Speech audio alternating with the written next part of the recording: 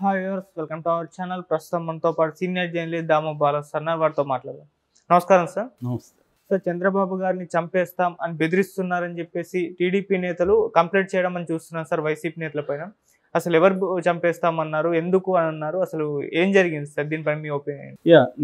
నిన్న చంద్రబాబుని చంపేస్తామని వైసీపీ నాయకులు బెదిరిస్తున్నారు కాబట్టి వాళ్ళ మీద చర్య తీసుకోవాలి అని చిత్తూరు జిల్లా ఎస్పీని కలిసి టీడీపీ నాయకులు కంప్లైంట్ ఇచ్చారు. దీని మీద రాష్ట్ర వ్యాప్తంగా కూడా తెలుగుదేశం మీడియాలో అనేక మంది టీడీపీ నాయకులు గట్టిగా ఖండిస్తున్నారు. అసలు ఏం జరిగింది అనేది చూసినప్పుడు సాక్షి టీవీ ఛానల్లో ఒక లైవ్ డిబేట్ జరుగుతున్నప్పుడు నాగార్జున యాదవ్, ఆయన వైసీపీ అధికార ప్రతినిధి, తర్వాత education and welfare infrastructure limited దీనికి కూడా కార్పొరేషన్ చైర్మన్గా కూడా ఆయన ఉన్నాడు. సో తను ఏం మాట్లాడాడంటే, తను కాంటెక్స్ట్ ఏంటంటే చిత్తూరు జిల్లాలో ఎర్రచందనం స్మగ్లింగ్ మీద ఈ మధ్య పవన్ కళ్యాణ్, ఆయన అటవీ శాఖ మంత్రి, ఆయన కిందకు వస్తుంది ఇది, అందుకని ఆయన వైసీపీ వాళ్ళ మీద ఆరోపణలు కొమ్మిచ్చాడు. ముఖ్యంగా పెద్దిరెడ్డి మిథున్ రెడ్డి మీద ఆరోపణలు చేశాడు. పెద్ద ఎత్తున నేపాల్కి తరలిస్తున్నారు మిథున్ రెడ్డి, పెద్దిరెడ్డి రామచంద్రారెడ్డి అని. దానికి పెద్దిరెడ్డి కూడా ఛాలెంజ్ విసిరాడు, నీకు దమ్ము ఉంటే మొత్తం నీ అధికారం ఉంది కదా, నీ శాఖ ఉంది కదా, నిరూపించలేకపోతే సారీ చెప్పు అని.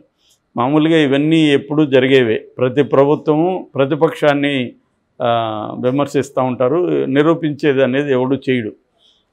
కానీ ఇది ఆ కాంటెక్స్ట్లో చర్చ జరుగుతుంది. ఇప్పుడు కూడా జరుగుతుంది అని నాగార్జున యాదవ్ ఏం చెప్పాడంటే, ఇప్పుడు కూడా పీలేరులో ఎలమంద దగ్గర కొన్ని దొంగలు వదిలేసిపోయారు, మీ పరిపాలన వచ్చినాక కూడా స్మగ్లింగ్ జరుగుతుంది, దీన్ని ఆపారా మీరు? గతంలో 2014-19లో పెద్ద ఎత్తున జరగలేదా? అప్పుడు మీరు ఆపారా? ఓన్లీ కూలీలు మాత్రం చంపారు. ఈ కాంటెక్స్ట్ మాట్లాడుతూ చంద్రబాబుని అప్పుడు అల్పిరి దగ్గర వెంకటేశ్వర స్వామి వదిలేశాడు, ఈసారి వదలడు అనే కామెంట్ చేశాడు. దాన్ని ఖచ్చితంగా అతను కూడా అక్కడున్న యాంకర్ కూడా గట్టిగా ఖండించాడు. ఇట్లాంటి వ్యాఖ్యలు చేయకండి మీరు అని గట్టిగానే ఖండించాడు. సో ఇది బేసిక్గా జరిగింది. ఖచ్చితంగా నాగార్జున యాదవ్ వ్యాఖ్యల్ని ఖండించాల్సిన అవసరం ఉంది. ఎందుకంటే చంద్రబాబుని ఆయన చంపేస్తాను, నేను చంపేస్తాను, వైసీపీ చంపేస్తామని అనలేదు, కానీ వెంకటేశ్వర స్వామి వదిలేశాడు, ఈసారి వదలడంటే అర్థమేమి? ఈసారి చంద్రబాబు చనిపోతాడనే కదా. సో ఇది వ్యాఖ్యానించడం కరెక్ట్ కాదు. గతంలో జగన్ మీద కూడా తెలుగుదేశం వాళ్ళు కూడా ఇలాగే వ్యాఖ్యానించే సందర్భాలు ఉన్నాయి. సో అది చేశారు కాబట్టి మేము ఇప్పుడు చంద్రబాబుని చనిపోవాలని కోరుకుంటున్నాం అన్నట్టుగా మాట్లాడడం కరెక్ట్ కాదు. ఎందుకంటే ఏదన్నా ఇష్యూ బేస్డ్గా చర్చించాలి. దాని మీద నిజంగా ఎర్రచందనం జరుగుతుంటే వీళ్ళ దగ్గర ఇన్ఫర్మేషన్ ఉంటే దాన్ని పెట్టుకొని మాట్లాడచ్చు. జరుగుతుంది అనడం వరకు కరెక్టే. నేను ఇప్పుడు గత 20 ఏళ్ళ నుంచి నేను చూస్తున్నాను, 20-30 ఏళ్ళ నుంచి. నేను 96లో జైల్లో ఉన్నప్పుడు నా సెల్మేట్ ఎర్రచందనం కేసులో ఉన్నాడు, తమిళతను. అతను ఏంటంటే ఎర్రచందనాన్ని మోసుకెళ్ళి అప్పగిస్తే మధ్యలో ఉంటాడు, కొట్టుతారుగా, ఒక దగ్గర కొడతారు, ఈ దొంగల్ని తీసుకెళ్ళి వేరే దగ్గర ఇవ్వాలి. ఇచ్చే కార్యక్రమం ఇతను చేసేవాడు, కండక్ట్ చేసేవాడు. సో కేవలం వాళ్ళు ఇచ్చే కూలీకి అతను వర్క్ చేసేవాడు. ఇలాంటి కూలీలనే చంద్రబాబు 20 మంది పైన చంపించేశాడు ఆ మధ్య తమిళోళ్ళని లాస్ట్ టర్మ్. నిజానికి కూలీలను కాదు చంపించాల్సింది, పట్టుకోవాల్సింది. కానీ ఎవరిని? దీని వెనకున్న స్మగ్లర్స్ ఎవరు? రాజకీయ నాయకులు అండలేకుండా స్మగ్లర్స్ ఎవరు లేరు. పుష్పలో నిజానికి అదంతా కరెక్ట్గా చూపించారు. పుష్ప 1లో రాజకీయ నాయకులు లేకుండా ఎవరు చేయరు. నేను అరెస్ట్ అయినప్పుడు కూడా ఒక ఎస్పీ ఉండేవాడు, చాలా సిన్సియర్ అని పేరు ఆయనకి. కానీ ఆయన ట్రాన్స్ఫర్ అయినాక తెలిసింది ఆయన భాగవతం. ఆయన ఇక్కడ హైదరాబాద్లో ఇల్లు కడితే కూడా మొత్తం ఆ ఎర్రచందనం వుడ్డే వచ్చిందని చెప్పేవాళ్ళు. సో అలాగా రాజకీయ నాయకులు అండలేకుండా స్మగ్లింగే కాదు, ఏ ఇల్లీగల్ యాక్టివిటీ జరగదు. రాజకీయ నాయకులు, పోలీసులు వీళ్ళిద్దరు కుమ్మక్కు అవ్వకుండా నేరం అనేది జరగదు. ఎక్కడ పెద్ద స్థాయిలో నేరం జరుగుతుందంటే ఖచ్చితంగా ఈ 2 వర్గాల హ్యాండ్ అనేది ఉంటుంది. ఇప్పుడు సింపుల్ లెక్క ఏంటంటే, ఎలక్షన్లలో ఇంతంత డబ్బులు ఎలా పెడుతున్నారు వీళ్ళు? మళ్ళీ అక్రమ మార్గాల్లో సంపాదించాలి కదా, ఎక్కడి నుంచి సంపాదిస్తారు? రకరకాల పద్ధతులు, ఎక్కడ ఏ వనరులు ఉంటే ఆ వనరులను కొల్లగొట్టడం ద్వారానే రాజకీయ నాయకులు సంపాదిస్తారు. అది ల్యాండ్ కావచ్చు, ఇసుక కావచ్చు, మద్యం కావచ్చు, లేకపోతే కాంట్రాక్టులు కావచ్చు, ఎర్రచందనం కావచ్చు, ఏదైనా కావచ్చు. కాదేది అవినీతికి అనర్హం అన్నట్టుగా ఏదైనా అవినీతి అక్కడ డబ్బులు ఉంది అనుకున్నప్పుడు దాంట్లోకి వీళ్ళు ఎంటర్ అవుతారు. సో రాజకీయ నాయకులు లేకుండా క్రైమ్ అనేది పెద్ద స్థాయిలో క్రైమ్ అనేది ఎక్కడా జరగదు. పెద్ద స్థాయిలో ఇటువంటి ముఖ్యంగా ఆర్థిక నేరాలు కానీ ఇటువంటివి జరగవు అసలు. సో ఎర్రచందనం కూడా అదే పరిస్థితి. ఎర్రచందనం ఒక్క రాజకీయ నాయక పార్టీ అని చెప్పలేము, అది మల్టిపుల్గా ఉంటుంది. నేషనల్ లెవెల్లో బీజేపీ వాళ్ళ రోల్ కూడా దాంట్లో బలంగా ఉందన్న విమర్శలు ఉన్నాయి. అది లేకుండా అది నేషనల్ లెవెల్లో దేశ సరిహద్దులు దాటి వెళ్తుంది కదా, చైనాకి వెళ్తుంది, ఇటు నేపాల్కి వెళ్తుంది, ఎట్లా వెళ్తుంది అది. సో క్లియర్గా రాజకీయ నాయకుల హ్యాండ్ ఉంటుంది, పై స్థాయి పోలీసుల హ్యాండ్ ఉంటుంది, వాళ్ళకి మల్టీ బిలియన్ ట్రేడ్ అది. సో దాన్ని లీగలైజ్ చేసి చేయగలిగితే కొంతవరకు చేయొచ్చు. అది ఎవరు కూడా పట్టించుకోవట్లేదు, ఎందుకంటే అందరికి కూడా అది ఆదాయం ఇస్తుంది.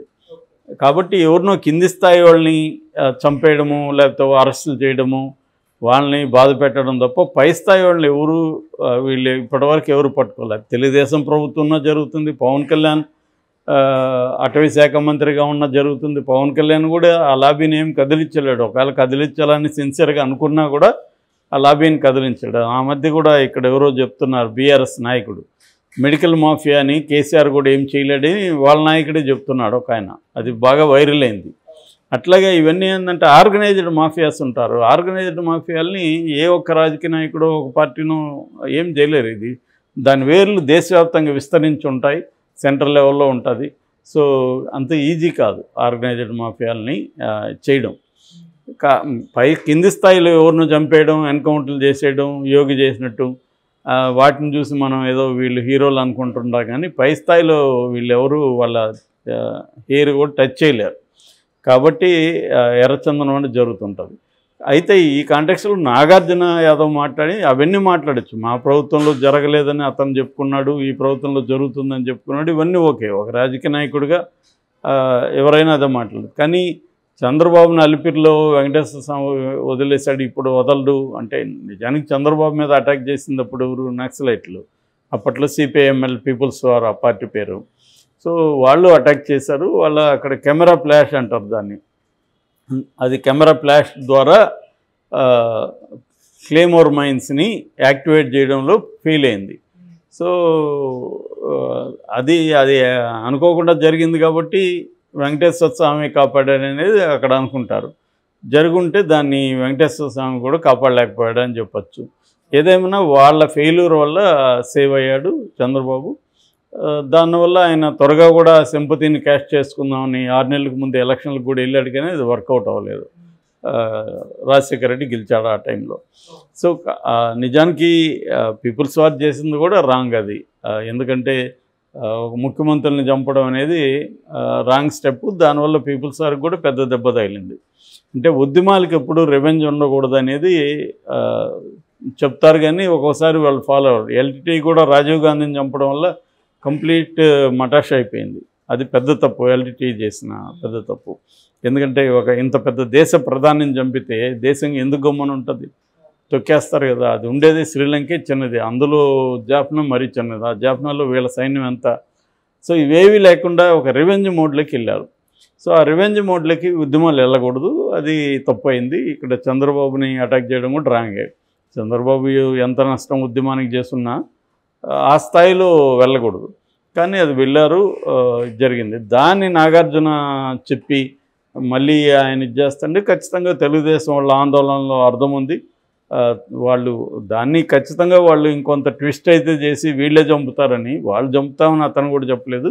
ఈసారి కాపాడ్డంటే ఈసారి ఎవరో చేస్తారని. గతంలో గంగిరెడ్డి లాంటి వాళ్ళు కూడా అటాక్ చేస్తాం, స్మగ్లర్ గంగిరెడ్డి అటాక్ చేస్తూ ఉన్నారు. ఆ తర్వాత అతను అరెస్ట్ చేయడం ఇవన్నీ జరిగాయి. సో ఏదేమైనా స్మగ్లింగ్ని అయితే ఎవరు అరికట్టే పరిస్థితిలో లేరు. అది ఖచ్చితంగా కంటిన్యూ అవుతూనే ఉంటుంది. నేను 30 ఏళ్ళ నుంచి చూస్తున్నా, అది ఇప్పటికి కూడా జరుగుతూనే ఉంటుంది.